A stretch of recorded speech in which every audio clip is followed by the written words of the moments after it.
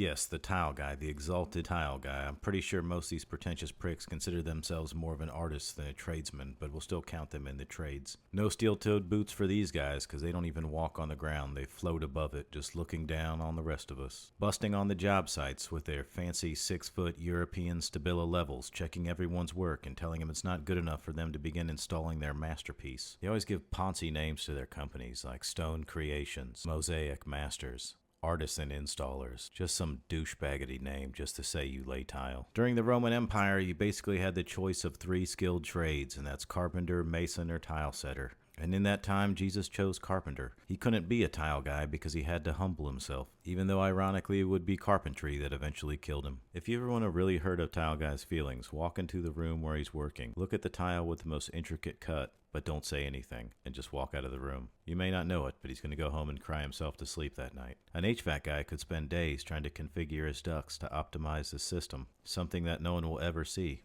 He just puts it in, cashes his big fucking check, but the tile guy lives and dies on compliments. But as a dude who's worked several trades and has been a superintendent trying to break up fights between trades, I do have a little bit of soft spot for the tile guy. A lot of this video is going to be pretty inside baseball, talking about the differences between trades and things you got to look at when you're either hiring a tile person and or working alongside of them. And look, I keep saying tile guy. I know ladies can be tile installers as well. I dated one for a while, and if I were to make a list of nice things to say about her, being a great tile installer would be on that list.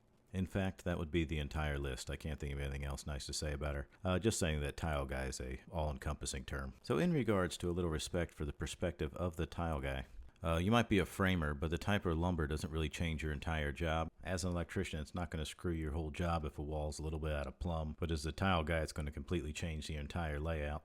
I've had customers at the last minute want to change their regular square tiles diagonal instead of parallel with the wall, and then I told them that's doubled the amount of work, and then they tell me I'm trying to rob them. It's like, that's more cuts up and down the stairs. You've doubled the amount of work. If a room's out of square and you lay down a square pattern, your tiles look fucked up. If the plumber fucks up and has to fix one thing and knock out a couple tile, it's not like patching drywall. So the tile guy has to ensure that everything's done to a high standard, otherwise their job looks like trash.